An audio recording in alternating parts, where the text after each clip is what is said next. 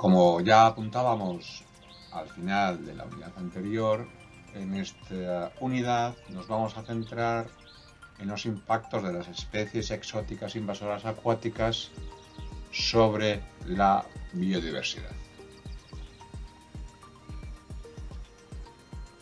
Uno de los impactos más conocidos de las especies exóticas invasoras dulceacuícolas es la depredación sobre especies nativas.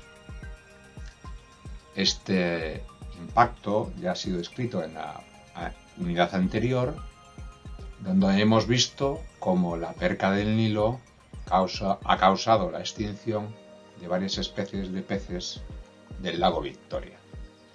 En la península ibérica los casos no llegan a ser tan llamativos como causar la extinción de una especie, pero sí que tenemos evidencias de impactos severos. Este pez que se muestra en la imagen es un pez gato negro. El nombre científico es Ameiurus melas. Esta especie, procedente de Norteamérica, ha sido introducida en varias cuencas de la península ibérica y ha causado, se sabe y se conoce, serios impactos sobre las especies nativas.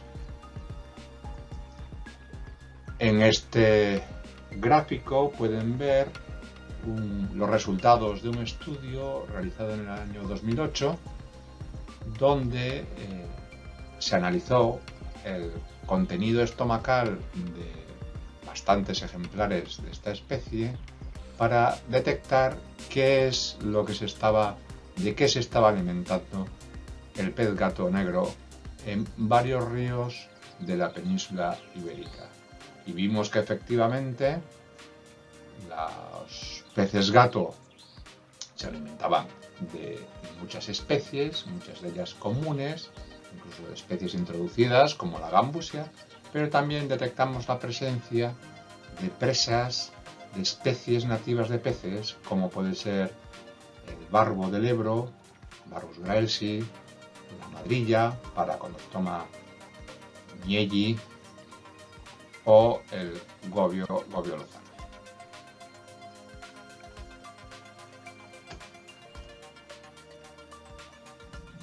Quizás el caso más, o la especie más llamativa por su voracidad y por el peligro que esta especie supone para la diversidad nativa, es la especie más llamativa es sin duda alguna el siluro.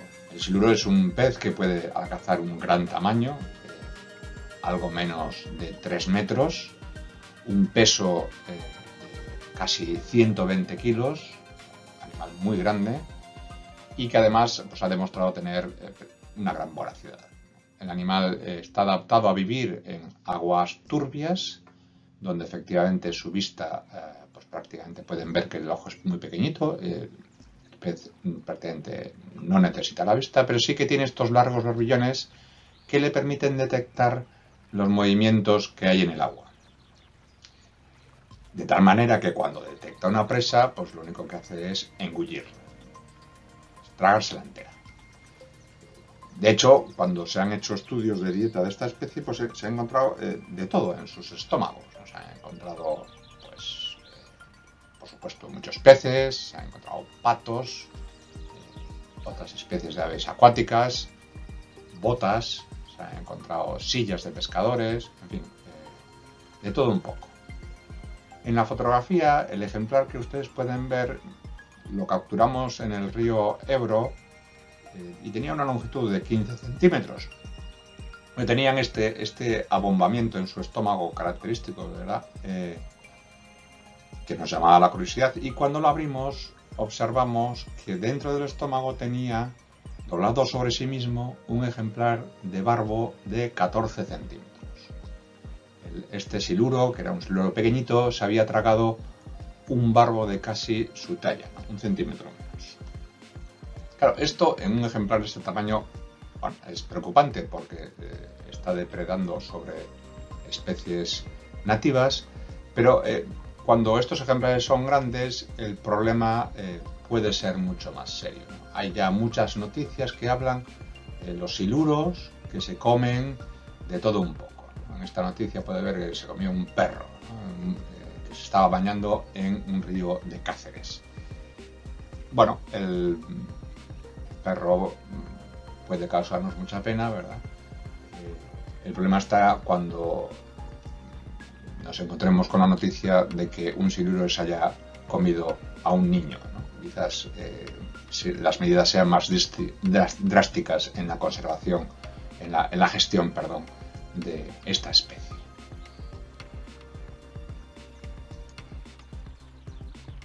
Uno de los impactos conocidos por la introducción de especies exóticas es el que se denomina la hibridación interregresiva. Este fenómeno se podría explicar de una manera sencilla como la desaparición de una especie o una raza o una variedad por el cruce entre esta especie y especies similares, de tal manera que en el caso de especies introducidas, la especie introducida se cruza con la especie nativa, generando descendencia fértil, pero que contiene sobre todo el genoma dominante, que es el de la especie introducida. Después de varias generaciones, esta dotación genética acaba sustituyendo la dotación genética de la especie nativa, causando la extinción de esa población. Un caso muy conocido es el que ha ocurrido con la malvasía cabeciblanca, especie nativa de la península ibérica.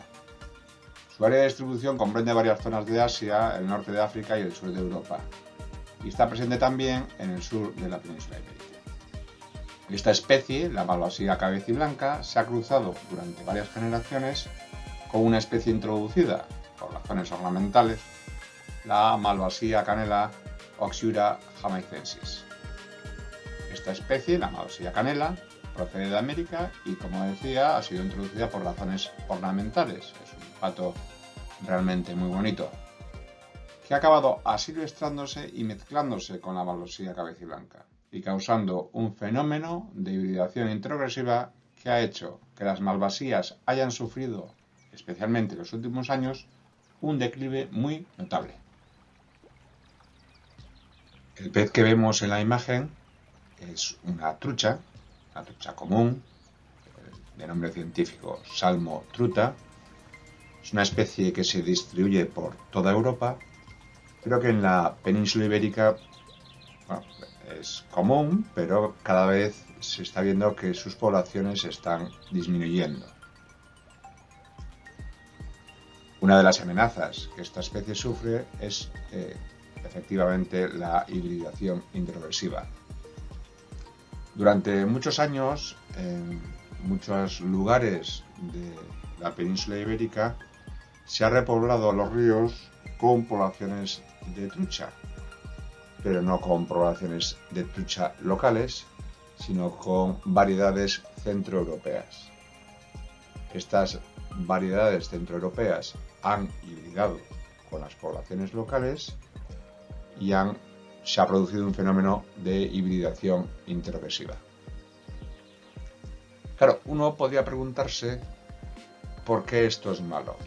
Si realmente lo que hemos hecho es introducir la misma especie, aunque hemos usado una variedad, una raza distinta, ¿por qué esto tiene un efecto negativo? Y la respuesta se basa en la evolución y la adaptación de las razas a los ambientes específicos donde se encuentran las especies. Las truchas ibéricas, las distintas variedades de truchas ibéricas están adaptadas a vivir en los ríos ibéricos. Y cuando sus genes se contaminan con los genes de razas no locales, de razas centroeuropeas, la trucha, que es fruto de esa hibridación, no es tan eficiente ecológicamente hablando, y lo que produce a la larga un deterioro de las poblaciones, una disminución de la descendencia o de la capacidad del éxito evolutivo. Y esto es efectivamente un gran problema que ha llevado a que muchas poblaciones de truchas en la actualidad en la península ibérica no sean puras, o sea, genéticamente están hibridadas con otras poblaciones y no sean tan eficientes ecológicamente. Otra de las amenazas para la biodiversidad es la transmisión de parásitos y patógenos. Este fenómeno está ampliamente descrito a raíz de la introducción de animales domésticos como los perros, que han transmitido sus parásitos y patógenos a especies salvajes y de cánidos, causándoles un gran daño. En el caso de las especies acuáticas, este fenómeno es más desconocido, pero sí que se ha descrito. En la imagen pueden ver dos ejemplares de una especie de pez que su nombre científico es Pseudorasbora parva, y que en castellano su nombre se podría traducir algo así como el gobio de boca súpera, aunque es un nombre un poco extraño para nosotros. Esta especie es un pequeño pececillo procedente de Asia que ha sido introducida en muchos ríos de Europa y de América. Y en principio pues es un pez pequeñito que no causa grandes impactos, por lo menos grandes impactos visibles, no es un depredador ni nada por el estilo, pero sí se ha visto que transmite una esferoteca, un patógeno, se llama el agente Rosetta, su nombre científico Sphaerotecum destruens, y que se ha visto que efectivamente es especialmente agresivo sobre especies de peces nativas como los salmónidos, los salmones y las truchas, y otras especies de peces, de ciprínidos y de otras familias y grupos. Y de hecho, en la actualidad, la introducción de esta especie está siendo especialmente seguida y observada por los efectos desastrosos que pueden tener sobre las poblaciones locales, las poblaciones nativas de peces. De los efectos más devastador de un parásito, un patógeno de carácter invasor externo, es el caso del hongo Chytridium. Este hongo es originario de Sudáfrica. Parece ser que es un hongo propio de la rana africana de uñas, Xenopus levis, que con la expansión de esta especie, el uso de esta especie en la medicina y en los ensayos científicos, se ha acabado extendiéndose el hongo por todo el mundo e infectando a muchas especies de ranas y sapos del planeta. De hecho, es una de las grandes causas de la desaparición, del peligro de extinción que sufren en la actualidad los anfibios.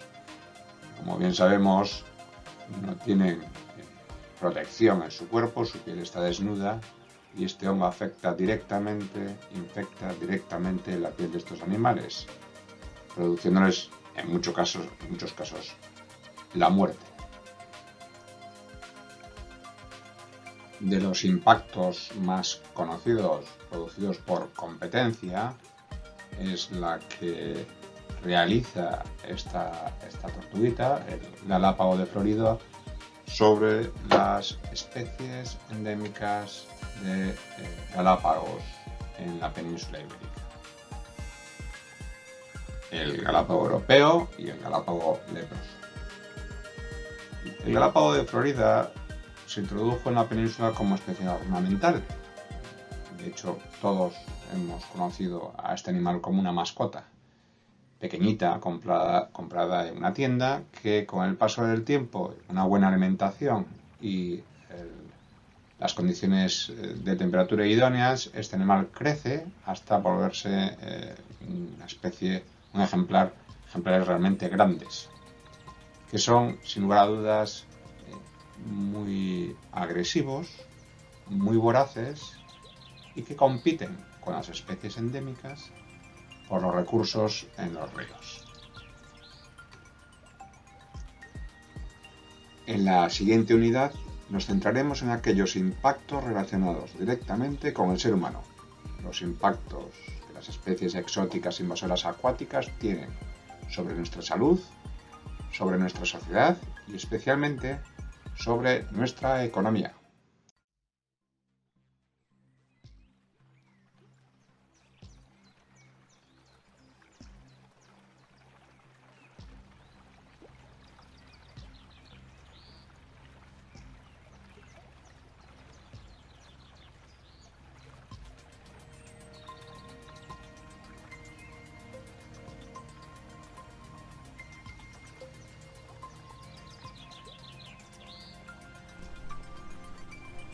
Curso realizado en el marco de proyecto Life in Basacua, con el apoyo del programa financiero LIFE de la Unión Europea.